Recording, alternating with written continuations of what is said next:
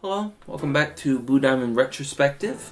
In this episode, I'm going to be covering Blue Diamond's involvement in partnership with Stark Entertainment for Patrick Stark's Marshal Law trilogy, which was a trilogy he was working on, but eventually got us, members. There were various bits and pieces of Blue Diamond that got involved in this project, and I kind of wanted to discuss a little bit about what that process was like and how much we were connected with these films, because it varied in degree with each film.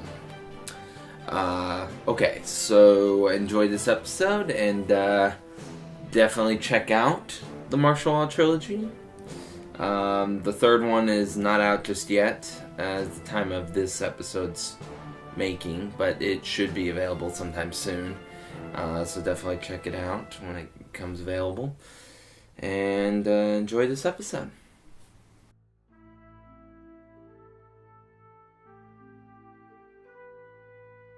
So, Marshal Law, Patrick Stark started that in 2012, in like June. So we had just finished making The Lost Scene 3 at the time he was working on Marshal Law.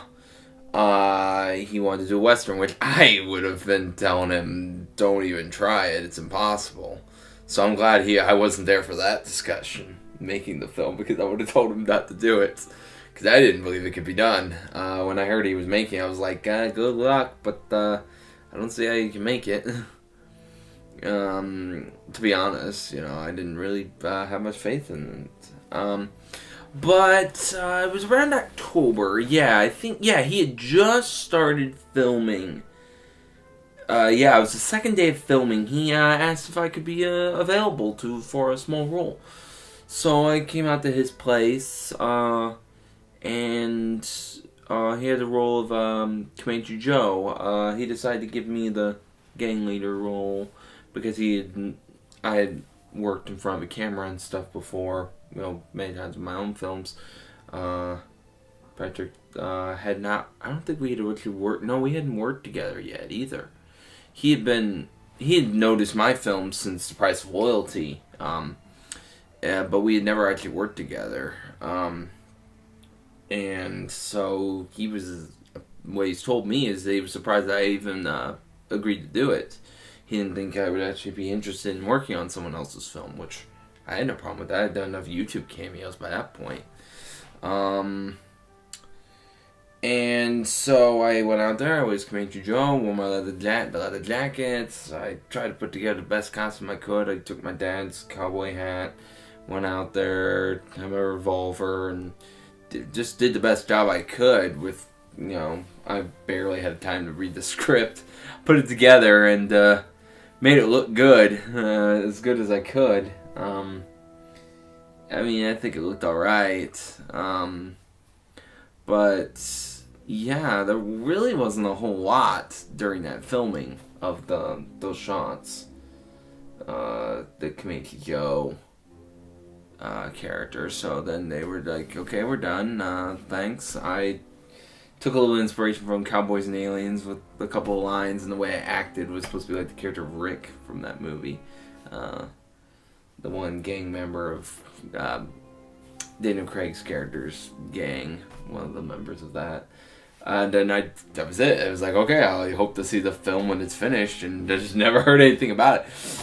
Until December. In December, where Patrick was like, I really need another actor because we're not finding anybody. I hate reusing people, but we need somebody for this other role. So I'm like, sure, I'll come out again. I really enjoyed doing it last time. So I had to find a way to put together another costume.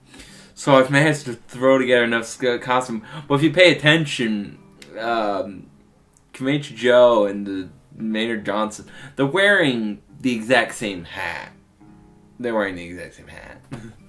Everything else, and they have the exact same gun and gun holster. Other than that, I was able to at least make it somewhat different, costume-wise. I took a few pictures those costumes. Just, it was fun. It was like I was just playing the Johnson brother, whom later when I was making the end credits, I was like, I gotta get a name. I thought about maybe just putting Johnson down, but I decided, I just gave him a name. I was like, okay, his brother was Leroy. What's that name? I decided, Maynard. Why not?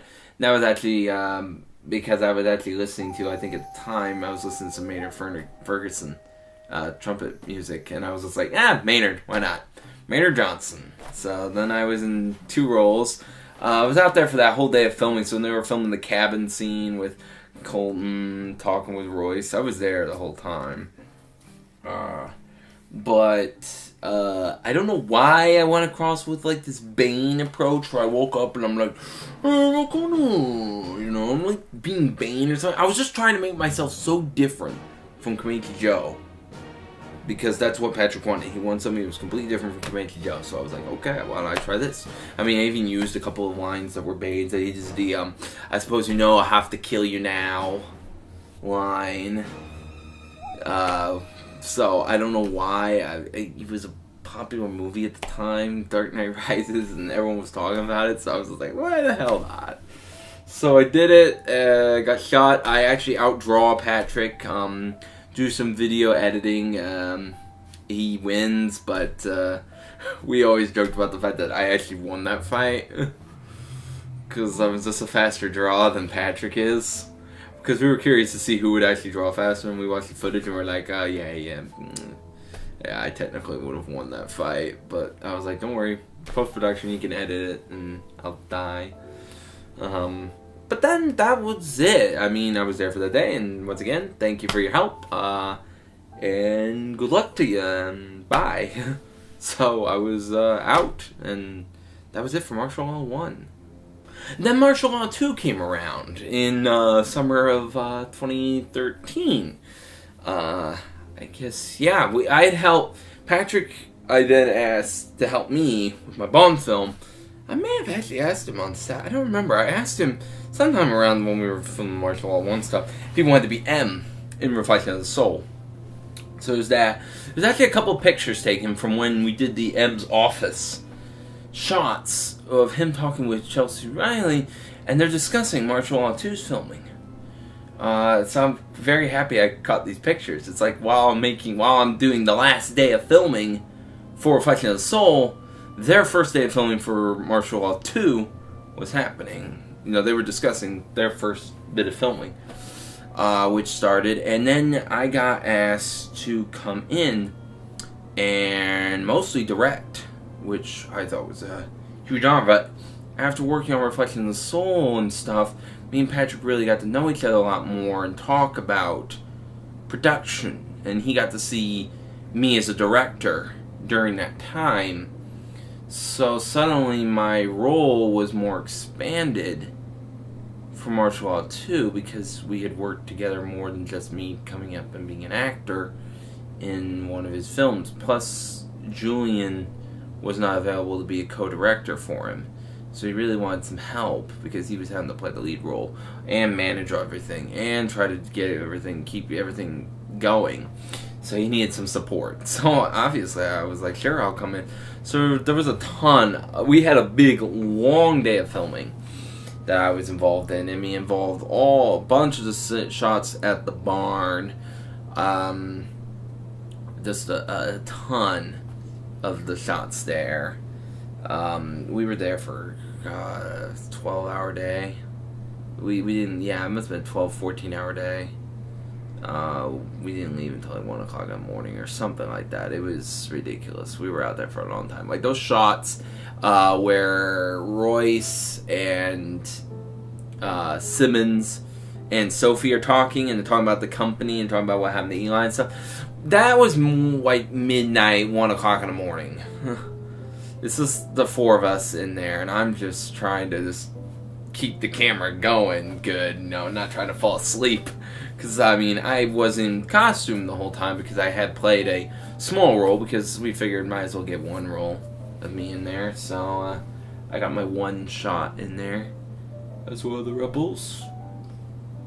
And then I was done, and I just directed the rest of the day. So I directed the whole Simmons-Royce fight, him being brought to Simmons, all that sequence, all those shots in there. Shots of exterior, shots of the building, which ended up being pretty useful for transitions later on. Yeah, I filmed a bunch of that. I didn't film any of the scenes when they had the rocket actually out there, like the rocket prop, which I always wish I could have seen. Yeah, I missed that. But then I was brought out again, and I filmed some scenes at the barn between John Crawford and Colton. Those scenes I shot as well. That was another day of filming I was out there for. But I think, really, those were the only days I was actually out there for. So, I really was... Well, I did a lot because those days included quite a bit. I really wasn't there for that much, for that film either. So, once again, I kind of just drifted away and was like, well, I don't, hopefully he'll make a third film. I'd like to be in part of a third film. Then I met up with him sometimes, watching him edit. He was editing it, in the computer labs at school, using the Adobe Premiere Elements. And then I started taking my classes, like how to edit with the Adobe Premiere Pro. I was beginning to do that early 2014, and then it happened. He had put all his eggs in one basket. All the scenes put together in one project and not ever separated the scenes. I had learned this because I was forced to when I was making The Price of Loyalty and Shadow Revenge. Those projects it was too big for one project to handle in iMovie. So I learned the technique of going scene by scene by scene by scene, and then later just throwing them all together and then splicing it all together. I learned that technique. Patrick had not. So he put all of it in one project, and then that project got corrupted, that file got corrupted, and all his editing. He was almost done. And then I was like, hey man, you're busy with school right now, and I mean, so am I, but I've got a little extra time. I just learned how to use Premiere Pro. You mind if I edit it? You mind if I go in and I'm going to edit it? And I'm going to edit it, I'm going to do color correcting, I'm going to do sound. I'll do the whole thing for you. So he finally agreed. I started showing him what I was doing, what I was putting together. He really liked it. I've always wished that we could look at our two cuts of the movie and see how similar and how different we were in how we cut the film, because I know there were some differences. There were some scenes that I had seen from him that I did not do it in that way. But yeah, there was a lot of color editing that I was able to do that I know that hadn't been done, so he was grateful for that. So, here I was editing the first movie. Then we discussed the third movie, and I was like, we can do this. Why don't we do this? We really should finish out this trilogy. He wasn't sure because he knew he was going to be getting his orders soon. He'd be going out. He'd be leaving Missouri, and we were like, no, we can get this done before you have to leave. Even if we just get the filming done, I can finish it. I can edit it. I can get it all wrapped up. Which, luckily, we were able to do. I had just gotten my new camera, and he had just finished the script. We got everyone together. I was actually going to have a lead role in this next film, which was nice. I had really fought for the character of Lee Connors, which I had actually come up with during the filming of Marshal Law Insurrection. I had come up with this character of Lee Connors, who's in Marshal Law Reconciliation, and I really fought for that character to be in the movie. I know he really wanted me to direct, but I was like, come on, I really like acting in these movies, because it's not often you get to act in a Western, and so I was like, come on. So finally I talked him into letting me do that character, and, because of the real business, Patrick was really impressed with Rachel Mooney, so we got Rachel Mooney in there. This was really the true coming together of Blue Diamond and Stark Entertainment, because there were a lot of people from Blue Diamond and Stark Entertainment finally being in the same movie, which was great. I think it was one of the more impressive films. We were still just trying to figure out the camera time. We actually filmed the last shot for Marshal Law 1. It was actually filmed right around the time we started filming Marshal Law 3. It was a shot of the Secretary of Defense on the phone. His shots were filmed with my camera, T5, way past the main production of Marshal Law 1. Similar incident happened with Marshal Law 2.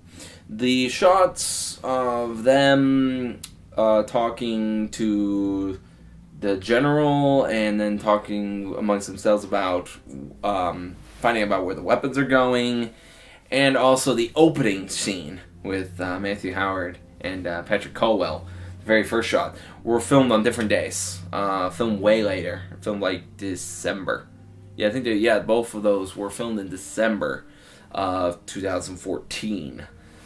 So they were filmed way after. So, and you can kind of tell, like, Eric's hair changes between one scene to another scene. It's like, wait, what just happened? And the wardrobe changes a little bit. It's like, what just happened? And yeah, people could barely... All the costumes almost couldn't fit anymore. It was, like, really weird jumping that far, but we had to get those shots. And it also gave me a chance to meet up with Matthew Howard, which was nice. I had not gotten to work with him, and I had gotten to see some of the shots since I was starting to edit a little bit of Marshal Law 2. I had flipped through it and stuff and seen his performance and was like, man, I wish I had gotten to work with him. So I finally got a chance to work with one scene with him. In fact, there are two people, just two, in the whole Marshal Law of the main cast that I never got to work with, or at least meet. There are a few people I didn't get to work with on the films, but I knew them. But there are two people that I've never actually met that were involved in these films. I never met Christy Millam, who played the Texas governor, Juliet McKinley. Never met her. Never have met her. It's kind of funny. It's like, I've worked on this whole film and never actually met her. And I'm trying to remember who the other person was. There was one other person I'll think of at some point who I actually never worked with. Well, I mean, I never met Ben Reed, the guy who played Ben Reed, but there was someone else I was thinking of besides that, because I worked with a lot of the cast via doing extra scenes too. But Marshal Law 3 was very different because we had new camera and we took a different approach. I was much more heavily involved in directing and figuring out the look. Patrick managed to get some great locations. A lot of this I'm going to discuss in a more proper documentary I want to do of the whole trilogy. Mainly I'm just talking about Blue Diamond's involvement with these films. So after we finished filming, we managed to get it all done. One of the quickest, considering how long the film is at 3 hours and like 25 minutes, the fact that we managed to film it basically within the time frame of like 2 months, a little bit spread out, mostly all in September. We filmed a couple of shots on the last week of August, and then we filmed every weekend in September, and then one Saturday in November, and then one last day in January. Like January 5th or something like that. And that was it. That's all we did. I mean, seriously, we managed to knock it out so quickly, but there's so many long days, so many shots. It went on, but it was so great to actually get it all done. And then it was like, okay, here's the hard drive, here's all the stuff. Patrick gave us all the Marshal Law stuff, and then he was gone. He was gone literally like the Saturday, like a week after we finished filming. The last day of Marshal Law 3, he was gone. I started working on it. I got Marshal Law 1 edited. I got a hold of Otto Nilsson. Otto did the music, and he's done a fantastic job with the trilogy. I'm so glad we got a hold of him and got him. So finally, Marshal Law 1 got finished. We had the premiere. Patrick managed to show up for the premiere, which was fantastic. Marshal Law 2 then got stuck. I finished editing it, but then we got stuck with trying to figure out how we were going to do all the visual effects, because originally they were supposed to be airship shots and all kinds of crazy stuff going on. So in the end, we had to cut out. We finally made the decision we're cutting the airship shots because we have delayed this film way too long. So then we got...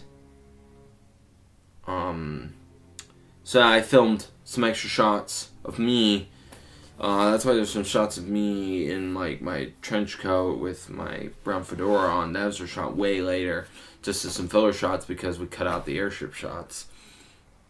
And then 2017 we really didn't do anything with it. There were so many other things going on. It kind of got pushed back. Finally, 2018, I finally was like, I'm done. We got to get this done. So January and February of 2018, we really pushed to get Marshal Law 2 finished, and also really edited the heck, like every day, like hours upon hours, editing Marshal Law 3 just to get it finally done and get all the visual effects, get everything finished with that series, because we just wanted to see it done and done right. We even filmed some extra shots for our post-credit scene and for another scene in Marshal Law 3. So even after, all this time, it feels like there's this one extra shot that's filmed way later for every film. This is filmed later because something comes up and we're like, ooh, we need this shot. So we managed to make it work. I'm really glad we got involved with Stark Entertainment to make this movie. I'm really, really excited with the way it's come out. I really like the first 2 films, the way they've gone. The third one is basically finished. It just needs music. It looks great. And I think we really can be proud of ourselves. And I'm very happy I got to be the editor of these films. I'm really honored I got to be the co-director of 2 of them. And yeah, it was a really different experience. Because editing a movie that I was not there for every day of filming makes for a very interesting experience when you're in the editing room and you're putting this stuff together because you weren't there. Not even for all Marshal Law. I was never there for any of them, the 100%. There was one major day of filming and a couple other shots, but I was there for about 90% of Marshal Law 3. But there's one major day of filming that's for the opening part of the movie that I was not actually there for. Other than that, I think there were some couple shots that were near for the end of the movie that I wasn't there for, as well as a couple of shots in the middle with the Secretary of Defense. But other than that, I was there for all of it. And this really has inspired us to try maybe our own hand at it. And right now, I'm working with Michael Woodward to try to put together a spin-off film from the Marshal Law trilogy. And we're really trying to work a script and see if we can make that a reality. But we'll see how that goes. But yeah, definitely check out Marshal Law. It's a really well put together story and movies, and I think big thank you and congratulations to Patrick Stark for putting this stuff together. I'm really happy that I can talk about it in this documentary series because we were involved in it as much as we were. But there were quite a few people from Blue Diamond that got in there. And then eventually by the third one, we definitely were co-partners. So, yeah, I'm really, really honored to have been part of that trilogy. And I will see you all later in the next episode of Blue Diamond Retrospective. Take care, everybody.